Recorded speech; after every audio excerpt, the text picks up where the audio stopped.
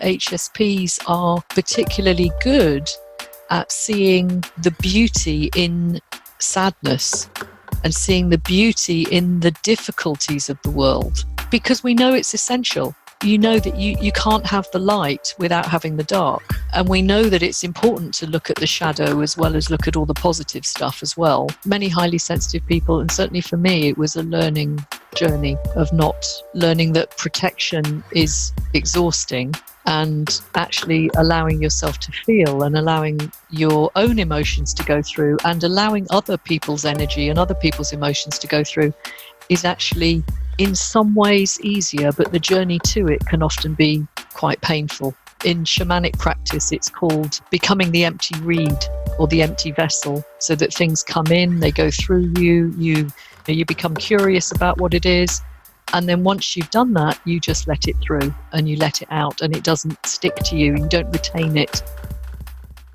Hello, thank you as ever for being here. As you may know, Presence Collective, my new online community for creative, connected, and courageous living, has just launched. I'm really delighted to be offering this, as it's something I feel that we really need at this time. I've made it for those of us that want to live with an open heart, despite all the fear we're constantly sold. For those of us that want to find the balance between personal well-being and a meaningful contribution. And for those of us that don't find or make time to do the things that we know are good for us. This month's theme for Presence Collective is about the foundations that we all need. As Sally Kempton said in our conversation with her, meditation is our place of refuge. We start with establishing or reigniting a meditation practice, and also look at the rituals, habits, and routines that we need for both personal well-being and to make a meaningful contribution to our community. Although you can join any time, this week is the perfect time if you want a partner in presence to work with during the journey, and you want to read the book in our book club before our first call. I'm really excited to gather together our founding members and to start this journey as a collective. In the very first episode of this podcast with Charles Eisenstein, we started the conversation by talking about what it means to sensitize the world that we live in. How do we get in touch with the love and the care that's already there? The love that makes us care about the world and each other. We discussed the shame and the need to shut down sensitivity in both of our own personal experiences. This has been a huge feature of my life, as you will hear in the laughter as I share my experiences through this episode. After that interview, I discovered the research that has been done on the trait of high sensitivity. My feeling is that many of you will resonate with this, or you will have people in your life with this trait. I believe that we are all sensitive as humans, but Western society isn't designed to honor it. And like with every human trait, there is a spectrum. And if you're higher on this particular spectrum, you can feel like there's something wrong with you. Whereas, of course, there may be something unusual or uncatered to by the standard way that we live our lives. But sensitivity comes with beautiful gifts and just needs some nurturing to find your way to thrive. Highly sensitive people, or the sensory processing sensitive, are different to empaths or introverts, although there may be people that have 2 or 3 of these traits. I believe that the sensitive play a very important role in this world, and that we need more awareness so as to support the sensitive in what they do best and allow our whole humanity to be more open to our innate sensitivity. The highly sensitive make great leaders and are an incredible asset to any community, company, organization, or family. But everyone needs to understand the conditions that this trait needs to thrive. Sensitivity's time is coming though. For example, this week there was a program on Radio 4 about it. In that show, they talk about entering the era of the sensitive person and how sensitive people ask different and often better questions. Emotional intelligence is being valued more and more in the future of work, and adaptability a necessary skill of the future.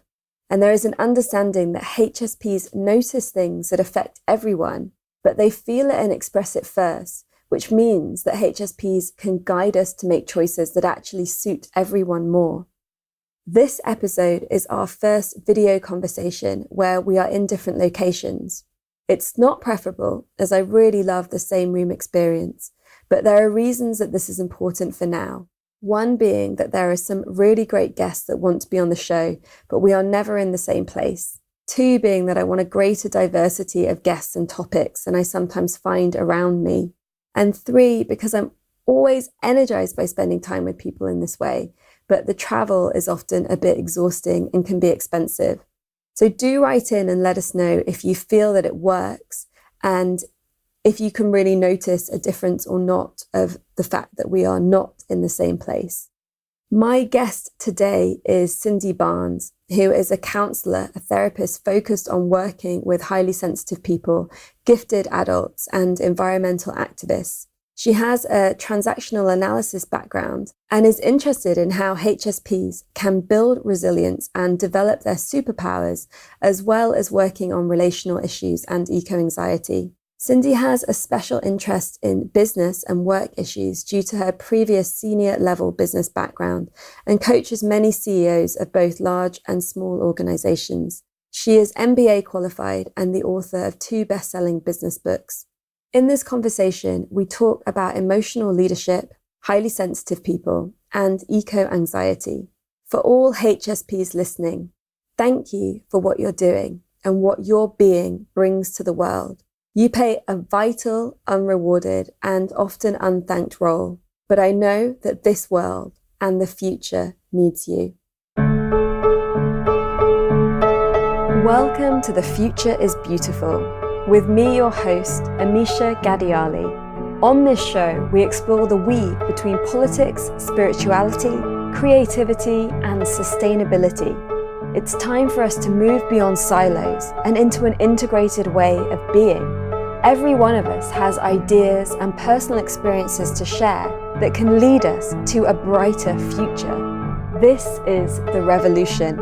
Despite the challenges we face as a global community or the pressures that we meet in our daily lives, when we stop and dare to dream, to ask ourselves the big questions, and to share what we are already doing, we create the future that we wish to wake up for.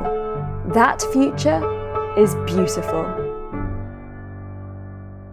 I am delighted today to be joined by you, Cindy. Welcome to the show. Thank you, Amisha. Very, very happy to be here. So this is actually, in some ways, quite a personal topic for me. And I have never been one that's liked any labels and always tried to stay away from any kind of labels. But when I found out about HSP, highly sensitive person, which was thanks to actually Alanis Morissette hosting Dr. Elaine Aron on her podcast. As I was listening to that podcast, it was one of these moments where something just dropped and shifted in me. And then I read the book and it led to a reframing of my entire life. And that had some very profound effects, that something that I'd always been trying to change in myself because it always seemed to be something that was kind of bad somehow, became to me to be something actually very beautiful and something that I could understand more. And I have noticed that when I have told friends about it or when I posted it on social media, that instantly I got very similar kind of responses of like, whoa, like some penny just dropped. And some sort of, something opens up, I think, when people discover that this is a trait rather than an annoyance. Yeah. Or in the worst case, some sort of psychopathology. It's not. It's a person. It's a normal trait. Yeah, absolutely. So could you tell us, like, what is the definition of a HSP? Sure, yes.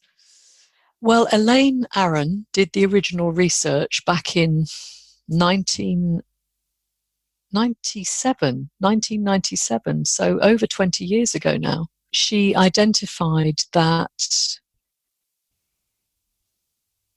somewhere between 15 to 20% of all humans are highly sensitive people, and that it's a genetic trait, and it's characterized. She uses an acronym which is DOES, does, to explain the HSP trait, the highly sensitive person trait. And she talks about D being depth of processing. So highly sensitive people will process things a lot deeper and often for a lot longer than the non-highly sensitive community, or the 80% who are not highly sensitive. So depth of processing. And depth of processing can be things like, there's been a lot of research recently, so I'll if this is useful, I can share some of the latest research to sort of support each of these areas. Please do. There was a study done that looked at it was an MRI study. There have been various functional MRI studies done of highly sensitive people who were identified as highly sensitive through doing the validated highly sensitive person questionnaire. So highly sensitive people versus non-highly sensitive people. And it was about looking at different images, and I call it spot the difference test. It's the typical sort of thing that you might have done as a kid, of looking at different photographs and different images and noticing the differences. And it showed much deeper levels of processing, information processing, and activation in certain areas of the brain in highly sensitive people than people who identified as non-highly sensitive. So there's a lot more going on in the brains of highly sensitive people, and there's more going on in other areas in highly sensitive people. So there's a lot more processing of information. So D is for depth of processing. O is for overstimulation. And if you think about it, if highly sensitive people are processing information a lot deeper and a lot more rigorously, and we're not thinking about doing it, it's just innate, this is an innate trait, then it sort of figures that we're going to get overstimulated more than other people are, more than the non-highly sensitive people are. And overstimulation can lead to overwhelm if we're not careful with our overstimulation. So D is for depth of processing, O is for overstimulation, E is for emotional intensity and empathy. So highly sensitive people tend to feel emotions much stronger and often for longer than non-highly sensitive people. And our levels of empathy our innate levels of empathy tend to be very high. So that's the D, O, E, and the S is for sensory sensitivity, and those are the sensory. So things like being sensitive to light, to sound, to heat, to foods, to clothing, sensations against your skin. All the typical sensory sensitivities we tend to be more sensitive to, but different highly sensitive people will be, it's a different constellation for different people. So that's the DOES that Elaine Aron effectively came up with as a way of describing the highly sensitive person trait. And what are some of the ways that being highly sensitive has shown up in some of your clients' lives? Like, I know for me, I just was told I was too sensitive constantly as a child, still am. and it was like these emotions, everyone wants to kind of contain them and make them stop. And I didn't know how to. The word sensitivity as an insult, I think, is one thing that I can really relate to. Another one is that anything that I experience will stay with me for quite some time. Watching certain movies, when I watch a movie, I really feel like I'm there and I'm in it. and I know these people and I'm with these people, and you can't just sort of turn it off and then like carry on doing something else. It's like the movie ends and I'm in the concentration camp, or I'm wherever it is that of the movie that I'm watching. It takes me quite a while to kind of get back into the normal rhythm of whatever I'm doing with my day, and also to then I'll find that it replays at different moments. So I've learned over time just to be very careful about what I watch. That's definitely one way that I've noticed. Then noticing a lot of the details and the unsaid information in a space Yeah. is a big one. And noticing that some spaces can be quite exhausting to be in. Yeah, I think those are kind of three of the big ones that I can kind of think about of how I've felt sort of impacted, or how when I read the book or kind of heard about it, I was like, oh, okay, that makes sense. That's why that's happening. Yeah, can you share maybe some other sort of clues or common ways that it shows up? Yeah, sure, absolutely. Yeah, it's interesting you said that, you know, the word sensitivity you associated as an insult, you know, when people say, oh, you're just too sensitive. And I think many highly sensitive people, you know, if not all, would have said they were told at some point in their lives that they were being too sensitive. I think it's particularly worse for, not that it's a, you know, it's never a competition between men and women, but I think it's particularly hard for men as well, for highly sensitive men. And in fact, a number of highly sensitive men that I know don't like to call the trait high sensitivity. They prefer to call it the name that it's given by the researchers, because there are a lot of people researching the trait of high sensitivity at the moment. And in the research community, they call it sensory processing sensitivity. The sensitivity word is still there, but it has more of a scientific ring to it, sensory processing sensitivity. But how does it play out?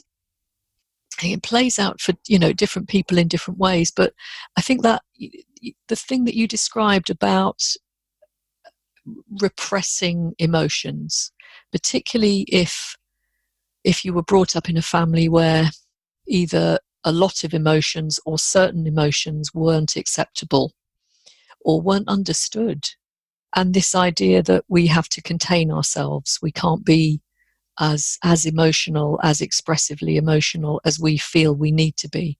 Holding in our emotions or not being allowed to express our emotions plays out in different people in different ways. So I can think of some people who, or it's almost like a complete dissociation. So when they start to feel very emotional, they might start to feel very, it might be it might be an ecstatically happy emotion. It might be joy. It might be wonder, but it might just be that their conditioning said that it was a little bit too much. Or it might be deep sadness, or it might be anger. Particularly again for many women, that, you know, being allowed to be angry is, you know, was not acceptable, is still hard to be accepted. For women to be furiously, ragefully angry, sometimes people will dissociate, and they, you know, so it's almost like it's a little bit like leaving your body, but it's not quite leaving your body. It's like, you know, it's like a sort of complete disconnection from the emotional sensations that we feel in our body. Because if you think about emotions, all emotions have an associated physical sensation in our bodies. And for many people, the start of that physical sensation in their body is a signal, oh my goodness, this is too much. I need to stop this. I need to squash this or clamp it down and not allow this emotion to express itself. So sometimes there's a dissociation. Sometimes it might lead to confused thinking or not being able to think, or sometimes just a real fear, a real bodily felt fear of this emotion isn't allowed, therefore my anxiety and panic sets in. So a whole range of different things, to do with not being allowed, and then not allowing yourself to emotionally process whatever needs to be emotionally processed. For me, in the clinical work that I do, I would say that's probably one of the biggest things that HSPs benefit from the most, is learning how to safely and gently start emotionally processing in the deep way that they actually need to. I could probably talk for an hour on each of these on each of these topics. I'm trying to condense it for you, for your listeners as well. So there are lots of things that sort of manifest. Thinking about picking up on others' energy as well, and the often extreme empathy that highly sensitive people have. And it can be absolutely, because of the depth of processing, again, it can be absolutely draining, physically draining. But it often plays out in relationships. And I think relationships, when highly sensitive people have relationships and they maybe haven't discovered about the highly sensitive person trait, and because we often know, well, we have a very good inkling. Our intuition is it's not infallible, but it's very good, our intuition. So often we're very good at reading other people, sometimes knowing what other people need before they know themselves. If we're not particularly mindful in relationships, we can sometimes overstep the mark in terms of doing too much for the other person, because we intuitively know what they need, what they're going through, what they're feeling. As I said, not always correctly, but often we can have a fairly good idea what they know before they know themselves. We can do too much in relationships. We can be I'm trained in a modality called transactional analysis, and in TA, as it's shortened, we talk about the parent ego state, the adult ego state, and the child ego state. If we're not careful and we're mindful as HSPs, we can step into almost like being too parental with our partners, and looking after them too much, because we're naturally very good at knowing what other people need. And if we do that too much, we're going to deplete ourselves. We're going to deplete our own energy and our own reserves, which again then can lead to overstimulation and overwhelm. There's a whole range of ways that highly sensitive people can show up in the consulting room effectively in a negative way. There are also huge benefits to being highly sensitive, but to fit in with an 80% society that are not highly sensitive, we need to become very aware of the highly sensitive trait. Yeah, and if we are listening to this and not identifying as being highly sensitive, then probably our friends listening know somebody that if you go, oh, that's what's going on with them, then suddenly you're not taking personally the fact that they maybe seemed a bit cold because they'd got overwhelmed, or their behavior was something that you couldn't quite understand. And I think that was something that I found very personally powerful. I just replayed, like after I read the book, I just replayed like a whole bunch of situations and thought, wow, if I had known this bit of information, like that relationship wouldn't have ended, because I would have been able to explain that what I did then wasn't personal in any way whatsoever, but I didn't know why I did it. Like, moments where I took some space and somebody felt rejected, for example, or I didn't have like the energetic capacity to talk to somebody at the end of like a big physical like group embodiment session, and people got offended, and then being then sensitive, there's a guilt for the people that have been offended, and so then it goes into the spiral. And one thing that happened for me was that I've done a lot of yoga trainings and teacher trainings, and there's always a day in a yoga teacher training where I just cry for 4 or 5 hours. And I was like, really, like, there's this much trauma in me, like, despite all of the trauma work that I've done, and I've done a lot. And it's like, how could this be happening, that there's just these tears and they come so strong when they come? And then I was sat with someone, and it was before I knew about HSP, but she said, I don't think you're crying your tears. I think you're crying the tension and the pain and the emotions and the energy that's sort of moving and stuck in the room, and you're crying it out for everyone. And I thought, okay, well, I get that, but also, what's wrong with me? Why am I doing that? And it was only after really coming into sort of a deeper relationship with this work that I was like, yes, no, I am doing that.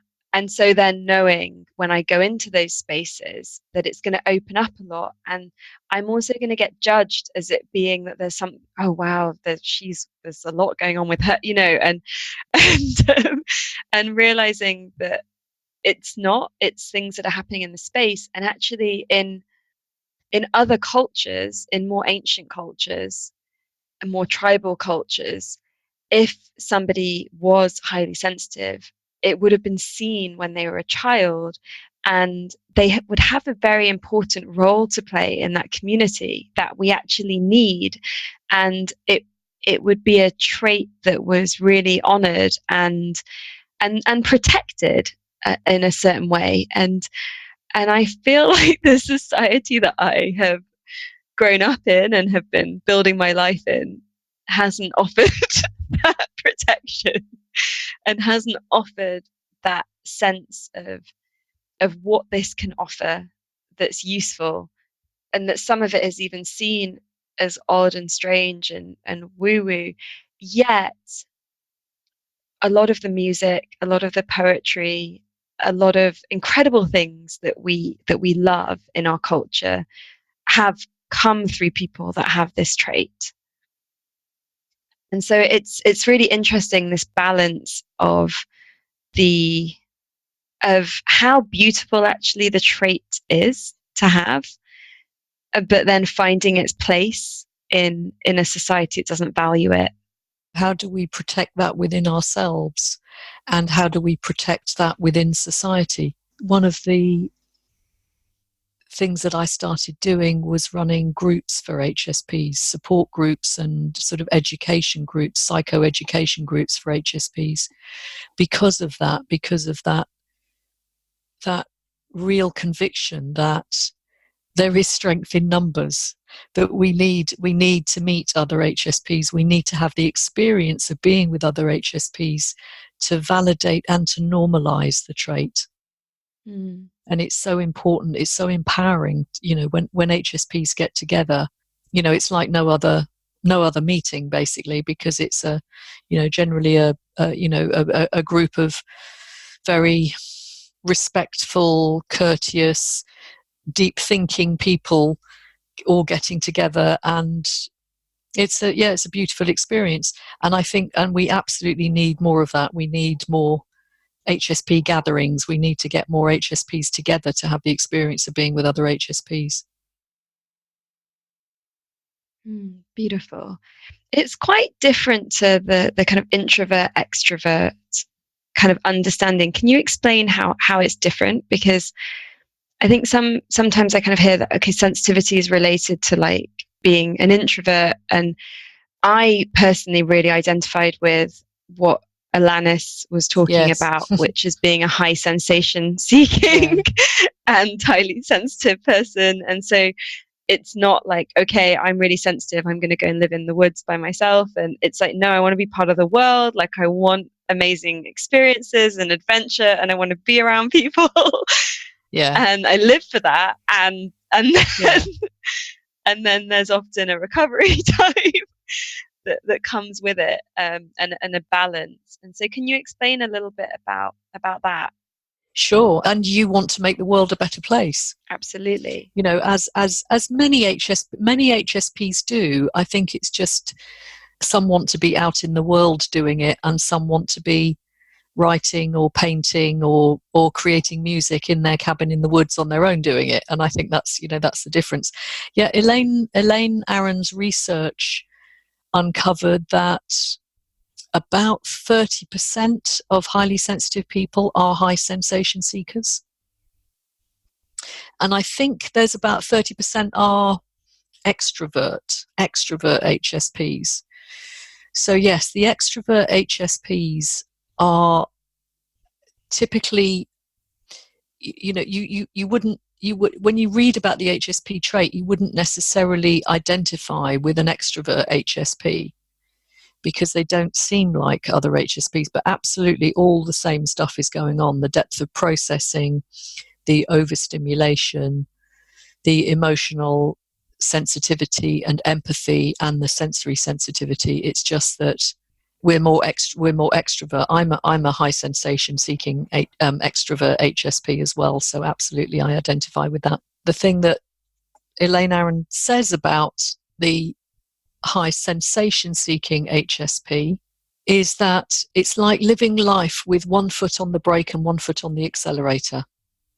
It's like lurching forward 1 minute and being out in the world and doing lots, and then, whoa, I've had enough and I need to go and recover now for a month. If you think about that in its extreme form, it's often, not often, but I have seen that misdiagnosed by the psychiatric profession as a bipolar trait.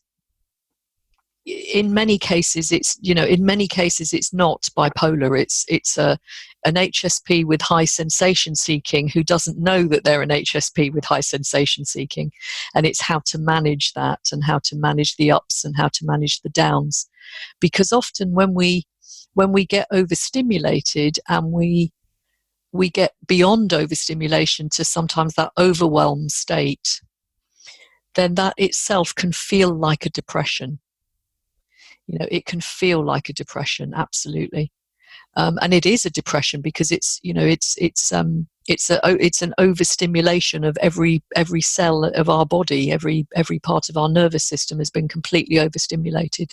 And we know from recent depression research that depression can be linked to overexcitement and overstimulation.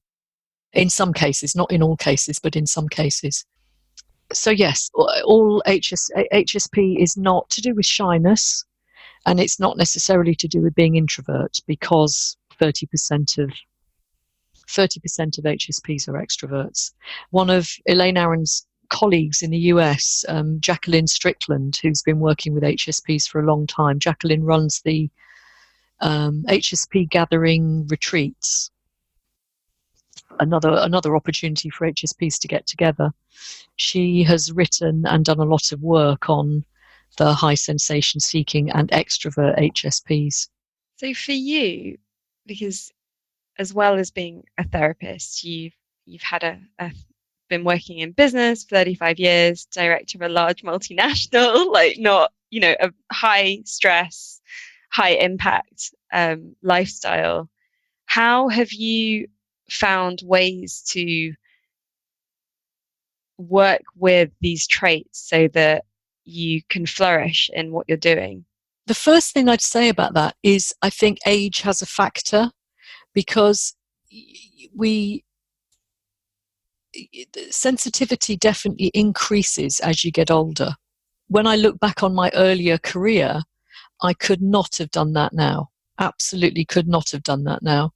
So working in business, working in at a senior level in business. And it's interesting because I never thought I was particularly creative, but I look back now and I think I was incredibly creative as an HSP, but it was just a different type of creativity. It was more of an entrepreneurial and a business type of creativity, and managing teams and managing different strategies and managing different ways that we were going to take the business.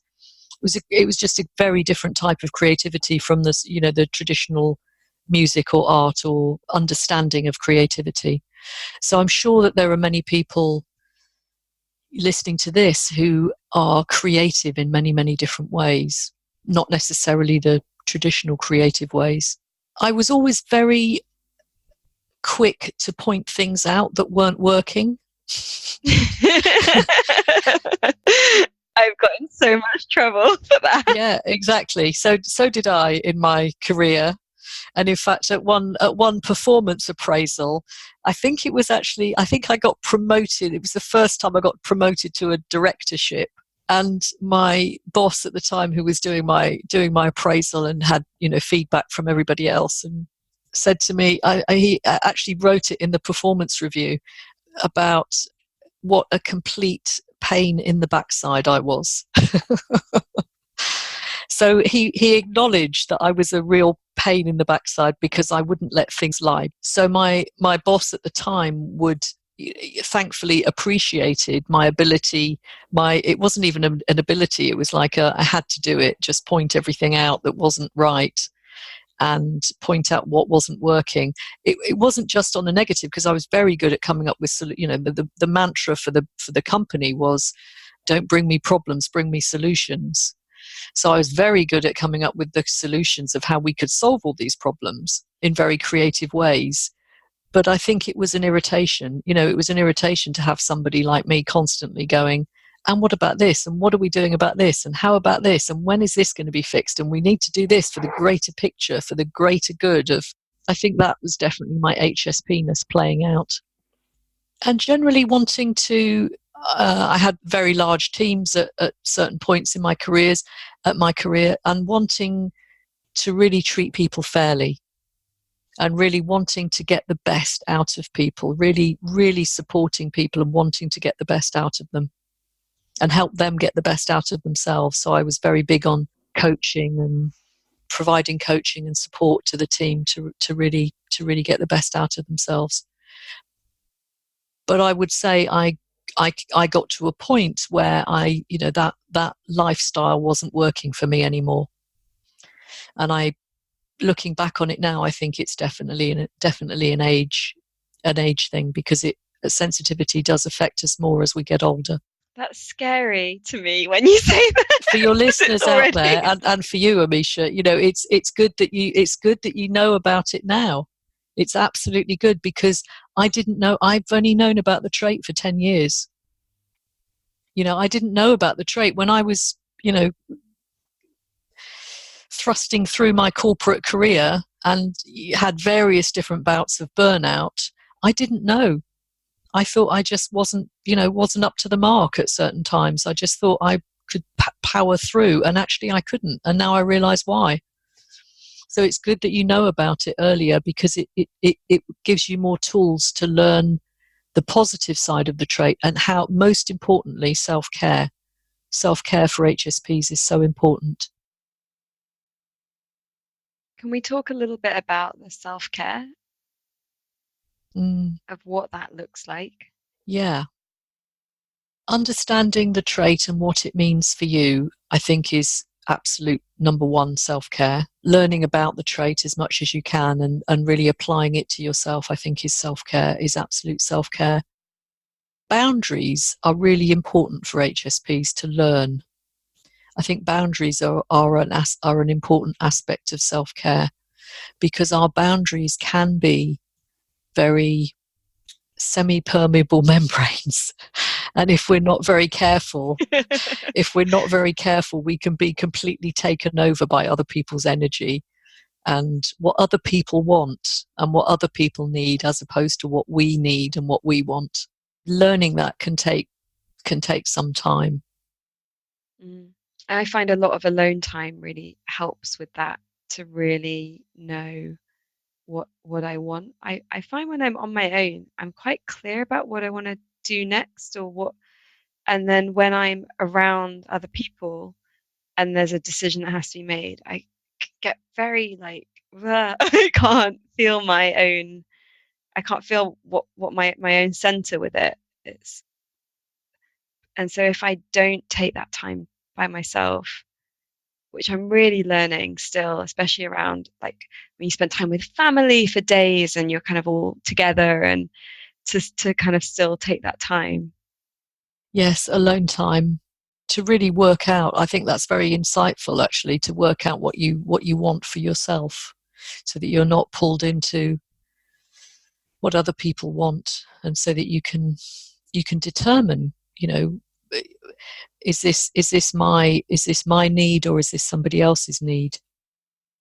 I was thinking about what you said earlier on about being the one in the yoga training that would spend a whole day crying.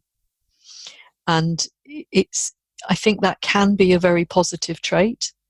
I think that can be a very positive aspect of being an HSP, as long as you're comfortable with it, because that's about showing emotional leadership.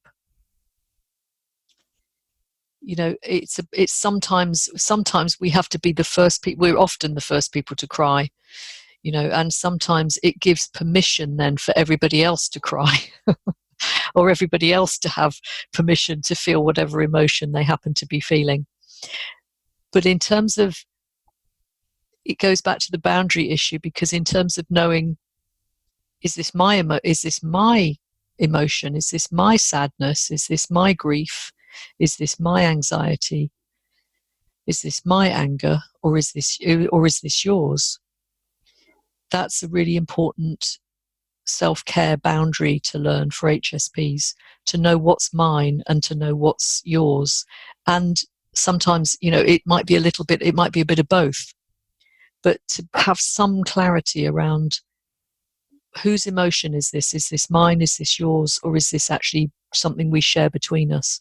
Is actually I think is very helpful. Definitely. I mean, part of my self-care now is to not go into those group spaces where everything's being processed and everything's open, and there's someone's putting sage here and Palo Santo there, and everyone's like, everything's kind of like unhinged, because I don't know how to go into those rooms and not feel everything. I just made a decision recently that I'm not going to go into those rooms for a while. And do everything on a more one-to-one level, to not put that much stress on my system. But that's been a hard kind of boundary to put in, and probably it's not a permanent one, but it kind of comes with that, like, realizing what's happening, and just realizing that you can't control necessarily what's going to happen, but you can control where you show up. Absolutely. Yeah. Absolutely. And as you said, it doesn't mean that it will be forever, because often when we first realize something, we have to go to the other extreme. It's like the pendulum, isn't it? We have to go to the other extreme and just withdraw completely, or just not enter into that space at all, to actually learn how much we can tolerate. It's like learning how much we can tolerate and how much we want to tolerate as well. And then sometimes we can come back into it with a little bit more involvement. Yeah, absolutely. What else is there for self-care that's really useful? Learning how to say no. Learning how to say no to people. Learning how to say no when people want our time, because we're very good listeners, because we're very often very empathic. We make, highly sensitive people make fantastic friends. If we choose, once we've trusted somebody and once we've chosen to let them in, we make very, very, very loyal, very, very good friends. And that the level of care and the level of empathy and the level of support that we can offer people is a very, very good thing, as long as we don't do too much, as long as it doesn't drain us. If somebody is in need, it's very hard for us to say no. Sometimes we need to learn how to say no better, stronger, to look after ourselves first. Yeah, absolutely. And like you said, it's different things will serve in different ways at different times. For example, I find that when I hold space for somebody on one-on-one work, I don't feel drained afterwards. And I'm like, okay, that seems to really work for me. And then the group thing has been shown up a little bit different, and that wasn't the case a while ago. So it's also being able to listen and to to kind of move with what feels alive, as I guess as the sensitivity is always changing, maybe the information is always changing that's coming in. Yeah, I'm sure it is. And it is interesting that, about what makes us tired, what drains us, and what makes us tired. And it's often the defense that makes us tired, because it's quite exhausting. If you think about it, it's quite exhausting having to maintain a defense. People often ask me, how do I defend myself from other people's energy, or how do I defend myself from other people's emotion? And my answer is always, if you defend yourself, there's obviously a process that you have to go through, and sometimes defense is the beginning of the process while you're learning how to do this. But if you think about it, if you're having to defend yourself, that's exhausting, because you're having to maintain a barrier, and maintaining that barrier and defending yourself against, whether it's other people's emotions or whether it's actually about feeling your own emotion, because often some people defend themselves from feeling their own emotions. That keeping that barrier up is exhausting, and it's counterintuitive, but it's more painful, but often it's easier to go and allow yourself to be vulnerable. It's a lot more painful initially, but once you learn how to be vulnerable and learn that it's safe to be vulnerable, and you can be vulnerable in a safe way with yourself or with other people, it's actually less exhausting. Because you haven't got the barriers there. You're not keeping the barriers up. It's literally going straight through you and out the other, and out the other side. Yeah, and you're not in an energy where you feel kind of almost like unsafe, because one of the aspects around sensitivity, I've been talking a lot to a friend, Justin Fairman, who's also been on the show. We were talking about flow on the show, which is kind of different, but he's been doing a lot of research into sensitivity and realizing that some people are more affected by electromagnetic fields, more affected by the pollution in the air, lots of different things. And his route has been to find various supplements and practices that can kind of, help on a kind of multi-dimensional level.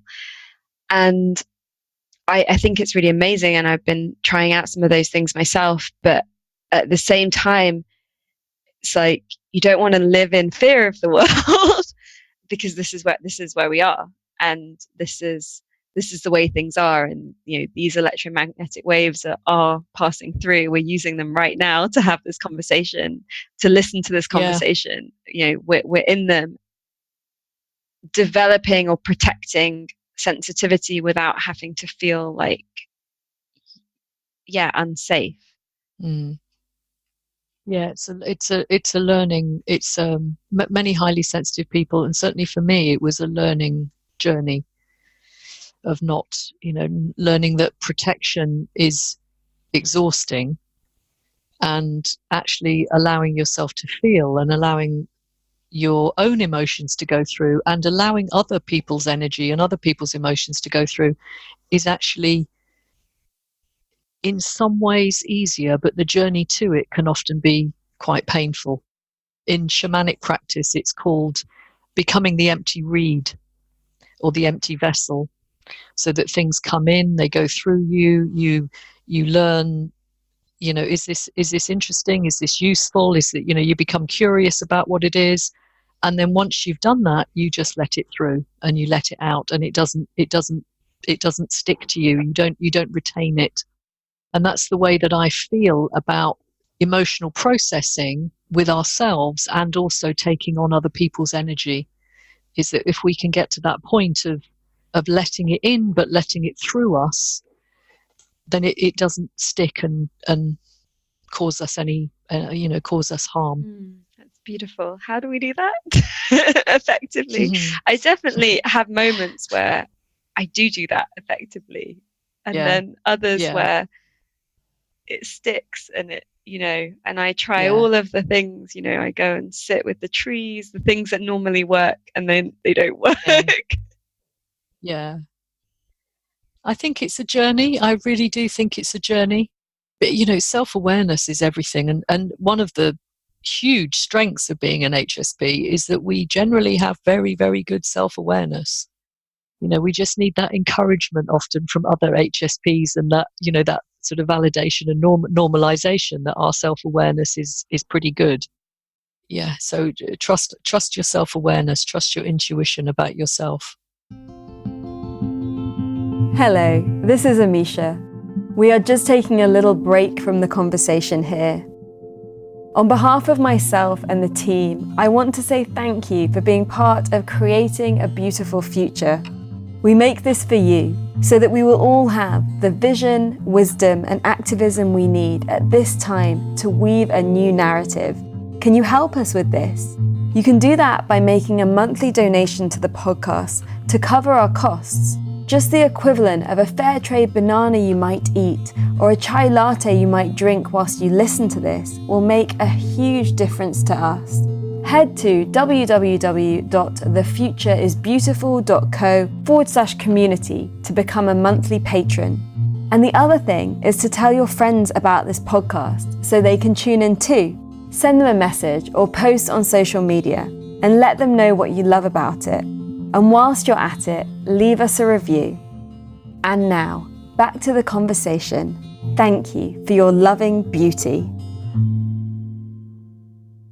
What can you share for one of our friends listening that might not be a HSP, but might be like, oh, okay, my partner or my child or my friend or my business partner, clearly that's them. Like, what are some of the best ways to be in relationship with a HSP if you're not one?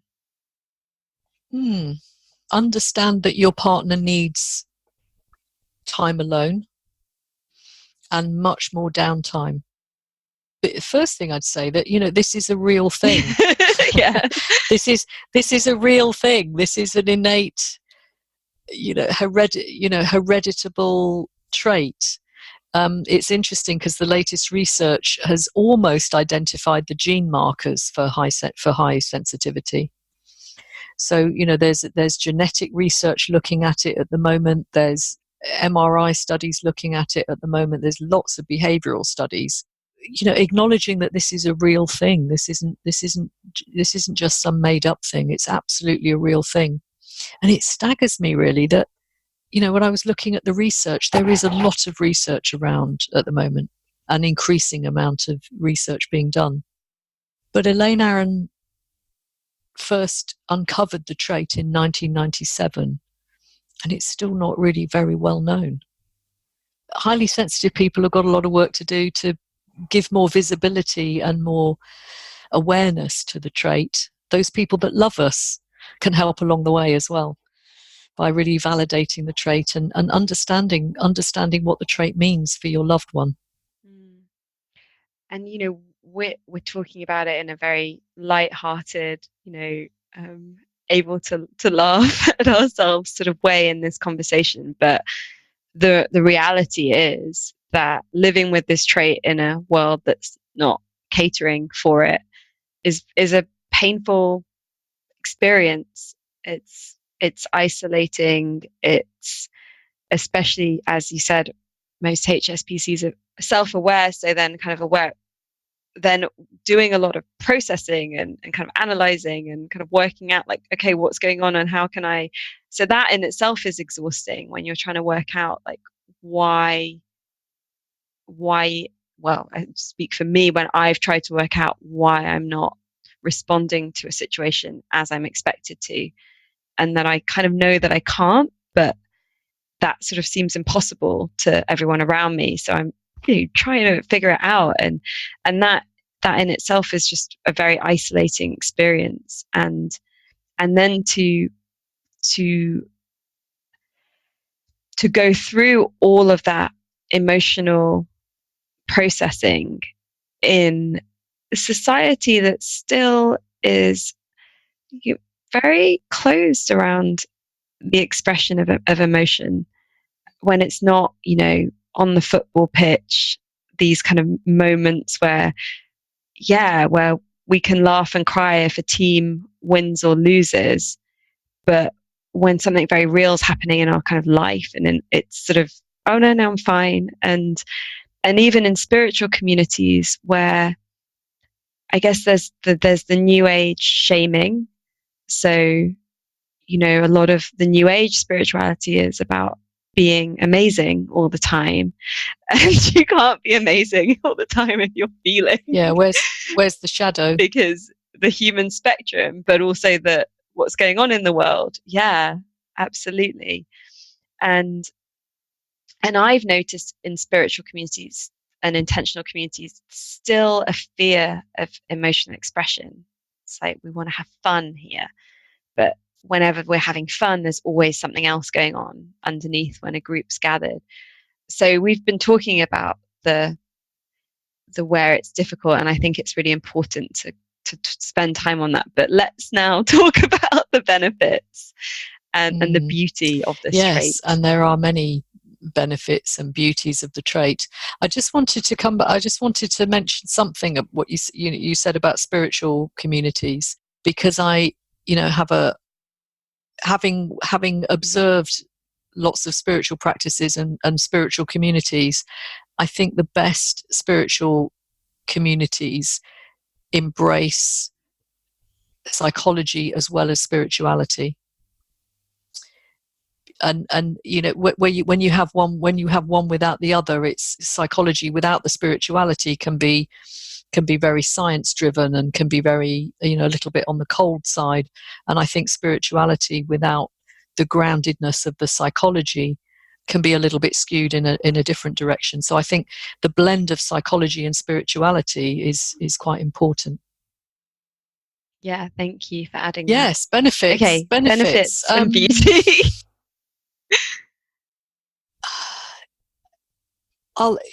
Let me share an example that happened for me.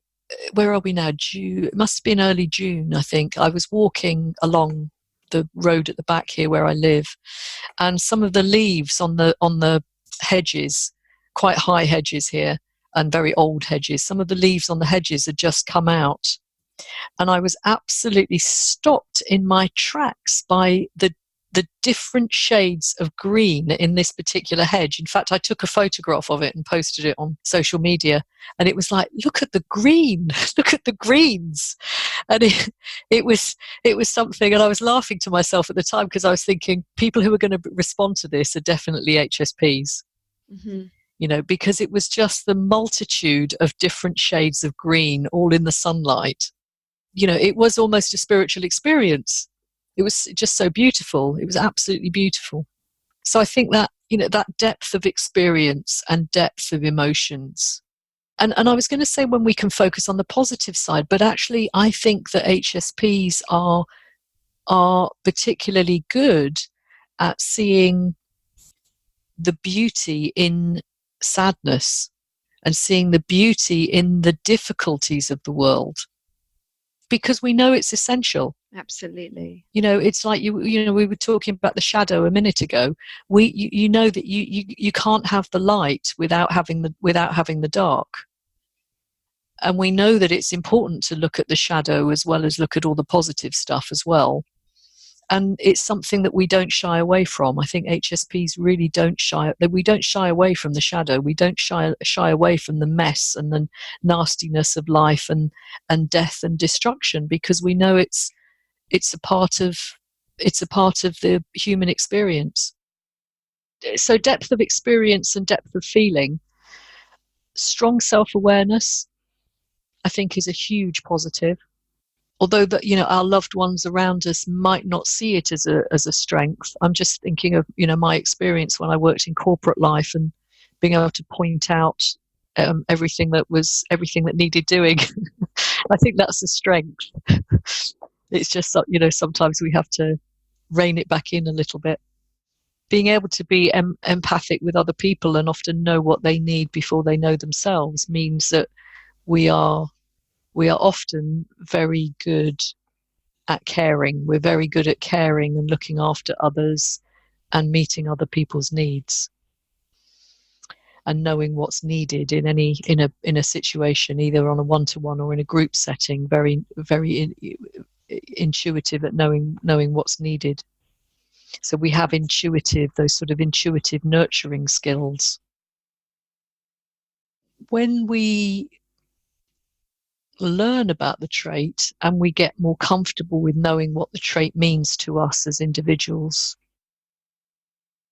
I think we can be very good at self-care, and also teaching other HSPs and not HSPs, but just teaching people about self-care, which I think is a really important trait. Appreciation of the small things. Yeah, I have a friend who really should have been an entomologist, because he gets so excited by the tiniest little insects.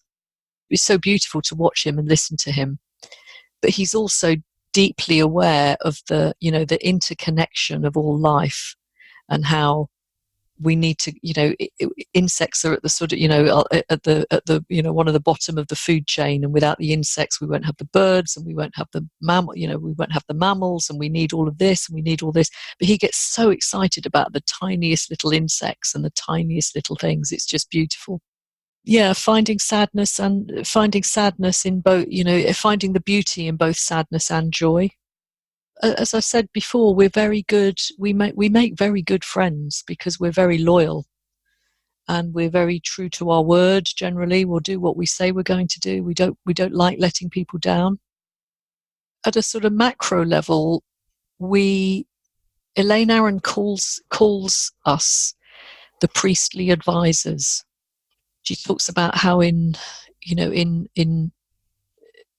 older societies you would have had the warrior kings and you would have had the priestly advisors, and the two need to work together. If we can learn how to step into our priestly advisorness, I think that's a wonderful thing, because generally we want to make the world a better place. HSPs have a deep passion for wanting to make the world a better place. Yeah, and I guess that's what I was talking about how in other times or in other cultures, the trait is really a gift to the whole society. And yeah, I want to go into why this trait exists, because I think if there's anything in the world right now, it's got a reason or a purpose. But before we go there, I just remembered one thing that we discussed another day, which was around how highly sensitive people can trigger others, and there can be a kind of a jealousy or something that arises.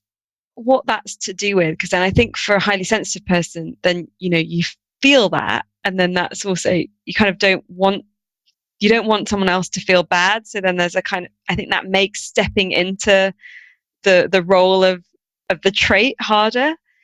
And then I wonder also why sensitivity in general is triggering.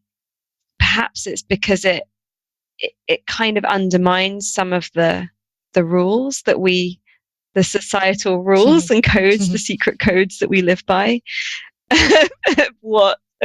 how things operate and what's shown and what's hidden somehow. What are your thoughts on that? Well, it's a really interesting question in terms of, why is it triggering for some people? In the psychoanalytic world, they talk about projective identification, and it's this whole, I see in you that part of me that I don't want to own for myself. So I wonder if it's something to do with, I don't want to look at your vulnerability. I don't want to look at your emotional openness, because that makes me feel vulnerable, and I don't want to feel vulnerable. So I wonder if there is some, projective identification going on of you're showing me the shadow side of myself that I don't like. I have to keep strong. I have to be strong because that's the way I was brought up, or that's the way that my society lives. By being strong, I don't feel vulnerable. I don't cry. I don't allow myself to have any vulnerabilities, and you're showing me vulnerability and I don't like it. Possibly. That's possibly what's going on with some people. I think with other people, I think sometimes, I've heard people say, oh, stop being so self-indulgent. Stop over, it's like the whole, you're being too sensitive, you're overthinking. And the worst aspect of that is, sometimes you're being so self-indulgent. And it isn't a self-indulgence. It's actually, it's our depth of processing. We want to go there. We want to explore these things. We naturally want to overthink. It's like we don't have a choice in it really, but it's part of who we are. Yeah. Yeah. Yeah. You can't not. And so it's not like you're choosing, okay, this is how I want to spend my day. So Yeah. this is just how you have to spend your day. Yeah. So what do you think in terms of why does this trait exist? What is this trait bringing to the world and the human story where we are right now? Well, it's interesting because the research has found the trait in over 100 other species as well. So there's been other researchers that have studied animals and fish, interestingly. They found it in particular fish and all sorts of other creatures in 100 other species so far. There seems to be an advantage to what they call pause to act. Highly sensitive people will observe the situation. So if we go into a party, for instance, which is not, the favoured social ground for an HSP, but let's assume we go into a party, we would probably hang back at the door or even at the window if we could see in, before we went into the room. And we'd assess the situation first of all. We'd assess who was there, who was doing what were they doing, where's the food, where's the drinks, and most importantly, where's the exit? So if we went into that situation, we knew before we went in how to get out again. That aspect of the trait, which has been found in over 100 other species, is pausing to act. So we will do it once and we'll do it right, because we pause and we assess and we research before we do anything, before we act. So that's, we do it once and we do it right. The non-highly sensitive people, so the 80%, won't do that. They'll just go straight in and work it out when they're there. And if they get it wrong, they'll do it again. So for the 80%, for the non-highly sensitive people, they will make a mistake, not think twice about making a mistake, and then have another go at it. Whereas we won't. We pause to act and we do it once and we do it right. And there seemed to be some, evolutionary advantage to that, because we are typically the ones who would observe more and see more dangers ahead and point out where the dangers were in advance, and also point out possibly where the food sources are in advance. So we're much more because we're much more observant and we pause before we do anything, and we generally get it right. We can point out things like what's going to happen in this relationship if we don't put X, Y, and Z in place. What's going to happen to the people of the land if we don't look after this? Where the food sources are, where the danger's coming. All of those things. There seems to be an evolutionary advantage to having 20% of us who are HSP, and in the animal kingdom as well. And then this speaks to why many HSPs,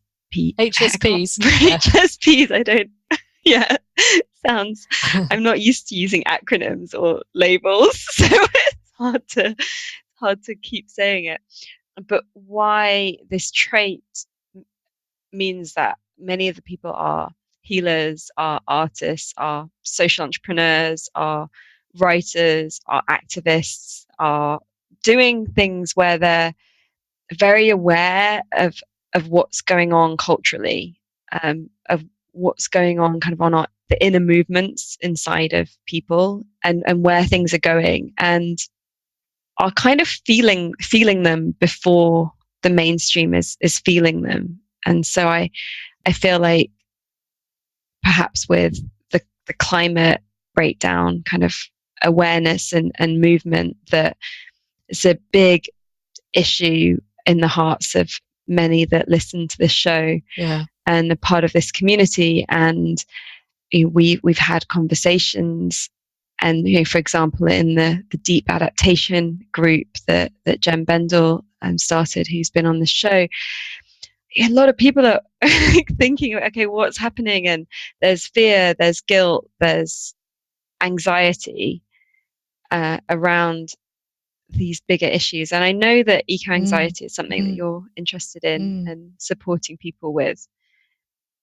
What can you offer around how to kind of hold what's happening in a way where it's not debilitating, Yeah, absolutely. It's a really, really important question for today, for this time right here, right now.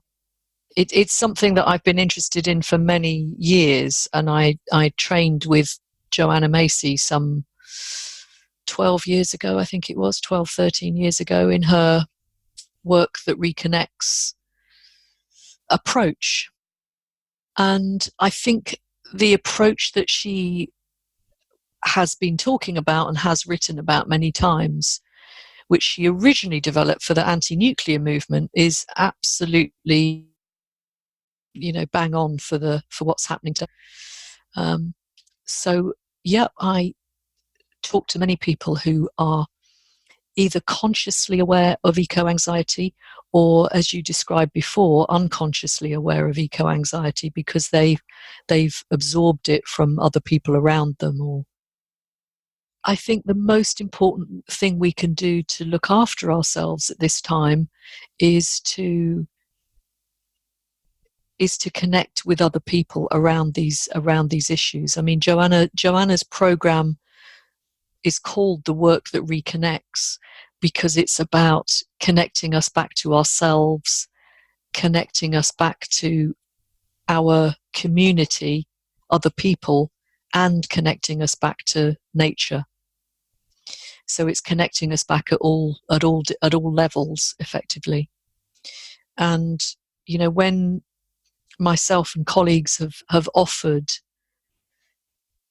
work that I'm thinking particularly of the Work That Reconnects, because it's got a lovely framework to it, but when we've offered it at some of the early anti-fracking camps, for instance, to support people on the front line, to support activists, it's been very well received, and very it's a very healing process to go through, because as we've talked about a couple of times, because it's not ignoring the shadow side.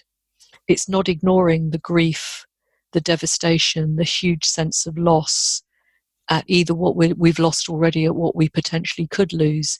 It's actually acknowledging that, but actually acknowledging that grief and that sense of complete hopelessness, acknowledging it and sharing it with other people is one of the most healing things that we can do to give us the resources, to be able to carry on and do what we need to do in the face of crisis. So a lot of it is about, again, it's just the no shame about feeling. And I think that is something for absolutely everyone. I mean, as human beings, we're all sensitive, and so it's not that we're saying that the 80% are not sensitive, but that it's just not such a huge part of their neurological makeup. But ultimately, we're talking about how we can be more sensitive in society, whether we're identifying as HSP or not, so that this important part of what it means to be a human is welcome in our systems and in our structures and in the way that we relate to each other. Yeah, not shying away from the emotions. I've held Work That Reconnects workshops and also been a participant in many Work That Reconnects workshops where, given the permission and the right psychological holding from the group, because you have to feel safe, absolutely have to feel safe, where people have absolutely got in touch with that sense of despair and hopelessness, and there has been a lot of a lot of grief and a lot of wailing and a lot of crying and a lot of anger as well, a lot of anger, and it's okay, because it's a safe container, and it's within a trusted environment, so it's okay. Actually, we probably need more of that, and I think probably HSPs are. I'm likening it to the groups, the HSP groups that I run. It has to feel like a safe container, because otherwise people don't feel safe to express themselves, whatever emotion they're expressing. And it's important for HSPs to feel safe and to feel validated, because it certainly does. Going back to the Work That Reconnects and the stage, the four sections, the four stages of the Work That Reconnects program. My experience has been it's been a very nourishing experience for activists and anybody involved in environmentalism, in the environmental movement, to go through. And it sounds strange saying, why would feeling deep grief and feeling hopelessness and despair, why would that feel nourishing? Well, it feels nourishing because you're actually witnessed, and you're witnessed and validated by other people. And shame is only the oxygen that allows shame to grow, is when we are not validated and we're not witnessed. Shame generally doesn't grow when we are validated and we're witnessed. So it's that simple. A lot of things, I think, come down to quite simple principles, but we sometimes we have to work through the complexity of it to come back to the simpleness, don't we? We're complex beings, us humans. Yeah. That's for sure. You mentioned something before we started the actual podcast about some work that you've been researching that kind of is a bit of a bridge between what we're talking about with what's going on in the world and the sensitivity. Oh yes. I was talking about. It's been a little bit of a pet project for me for about the last year. It's called The Theory of Positive Disintegration. It was written quite a long time ago by a Polish psychiatrist and psychologist called Kazimierz Dabrowski, and it's not particularly well known. It was a little bit I say hijacked, that's probably a bit unfair, but it was a little bit hijacked by people in the gifted education community, because it was seen as a mark of giftedness to often go through the stages that Dabrowski talks about in positive disintegration. But the more I've been reading about it and uncovering about it, I think it's something that is particularly pertinent for HSPs. And I've done a couple of sessions on positive disintegration recently. The reason I think it's relevant to HSPs is because we want to make the world a better place. And we're often puzzled, really deeply puzzled, as to why everybody doesn't feel the same way. Dabrowski can give us some answers there. He researched this during, I think, the sort of space between the First World War and the Second World War. And then during the Second World War, he witnessed many of the atrocities that happened in the Second World War. And he became fascinated by this question of why some people in society can have the most depraved behavior and why other people can have the most beautiful altruistic behavior. And he became fascinated with this question. And he went on to research the people who have what he called the highest levels of behavior, the true altruism. And his theory of positive disintegration came about through that. And I'll try and be succinct because it's a multi-complex theory. He talks about 5 levels of personality development. And this is towards true authenticity as a human being. And he says to go through the different levels, we go through disintegration at each stage. And that's a complete letting go of not just the outer world, but our inner world as well. And he talks about how the medical profession, or more importantly, the sort of psychiatric profession, would view those people who were going through positive disintegration as being seriously mentally ill. And he identified that in some cases there was genuine mental illness, but in most cases it wasn't. In most cases it was a positive disintegration because they needed to let go to move on to the next level, to move on to the next stage. One of the reasons it got sort of appropriated by the people who do gifted research into gifted education was because of Dabrowski's definition of what he called overexcitabilities. And overexcitabilities how many are there? There are 5, I think, overexcitabilities. And looking through all the overexcitabilities, and interestingly, there's an overexcitabilities questionnaire that anybody can take. And I think it has many correlations with the highly sensitive person, many of the highly sensitive person traits. And in fact, there's an American researcher in high sensitivity, Dr.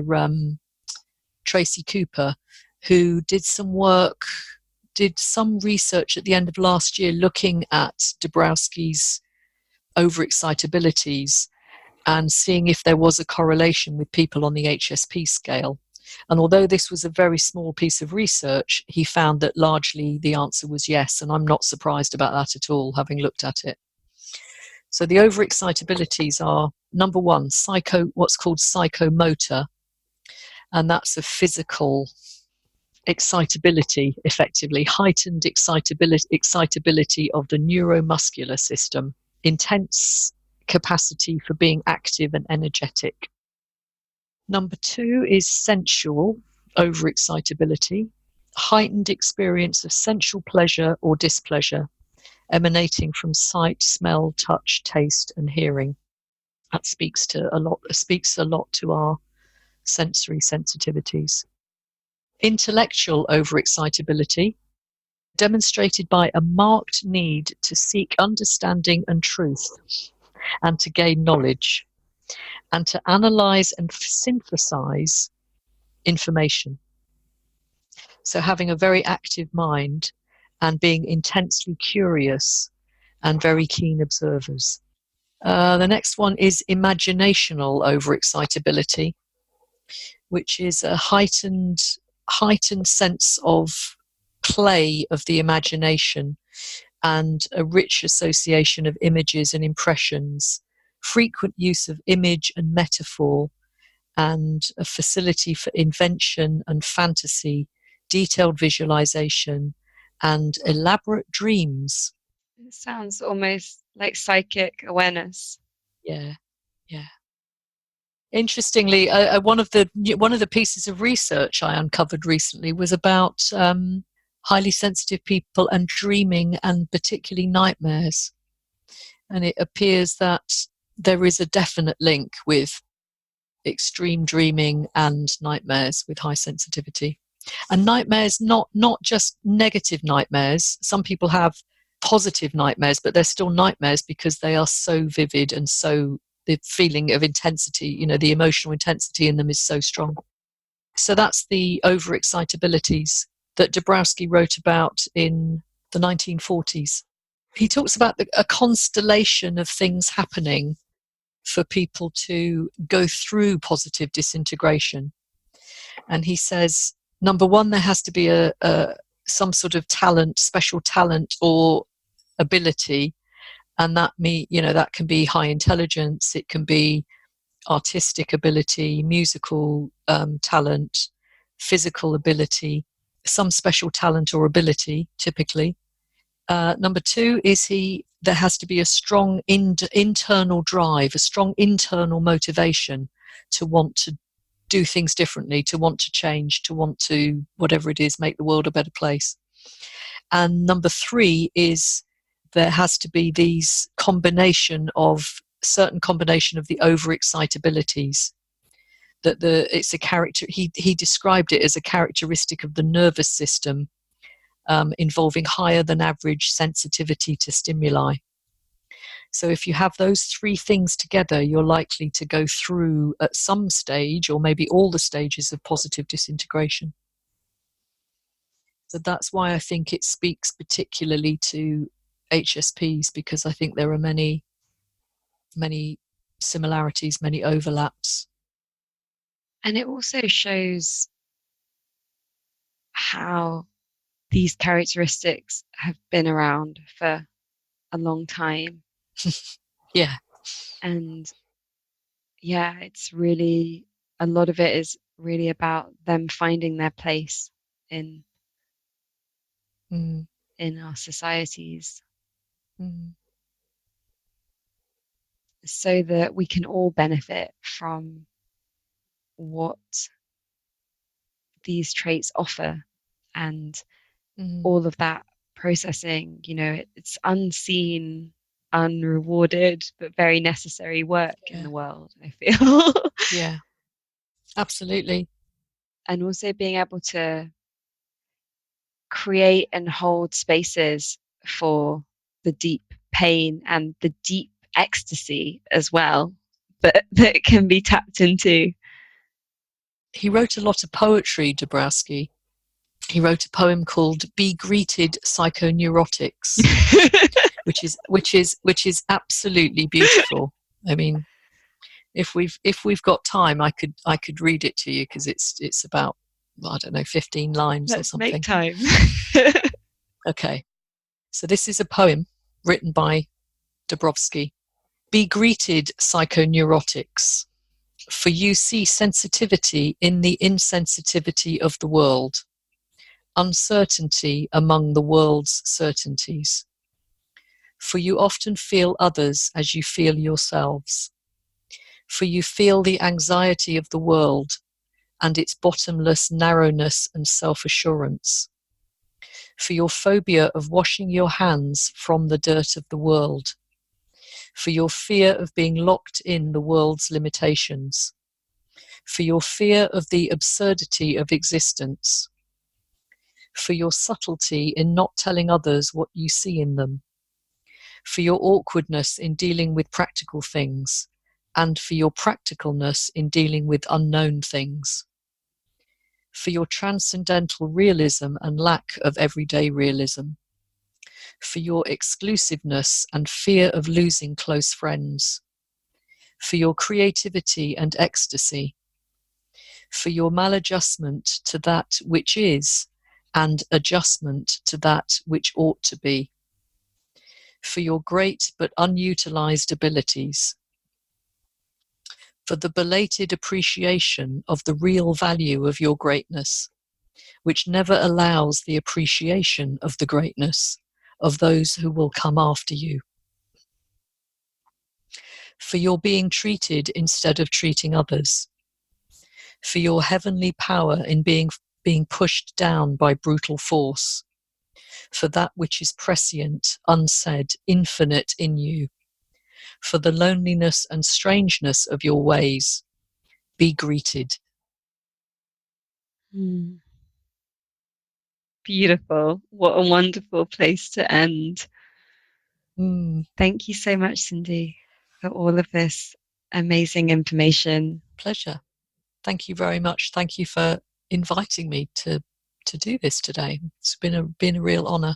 Absolute pleasure. And we'll post links to everything that's been mentioned, including your website where people can actually work with you. Yeah, learning how to love and embrace this trait.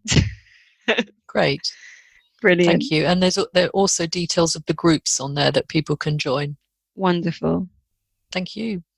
Thank you. Thank you for spending your precious time with us. As always, you can find links to everything we mentioned in this episode, download our book, and discover so much more over on the blog. We don't believe in selling you things you don't need through this podcast, and so it's made possible with you, our community.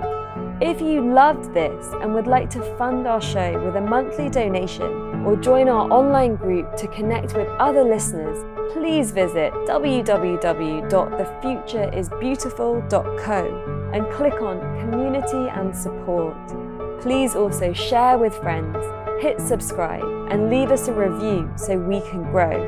Those gold stars really help others find us, so these ideas can spread. Here is to us, creating a beautiful future together. The Future is Beautiful is made by an all-female team working voluntarily or on reduced rates until our listener support grows. If you have been moved by anything you heard here, please donate the equivalent of buying us a drink. All donations make a huge difference to us and will allow us to keep doing this and remain advertising free. Until next time, I leave you with this question. How will you create beauty in the world?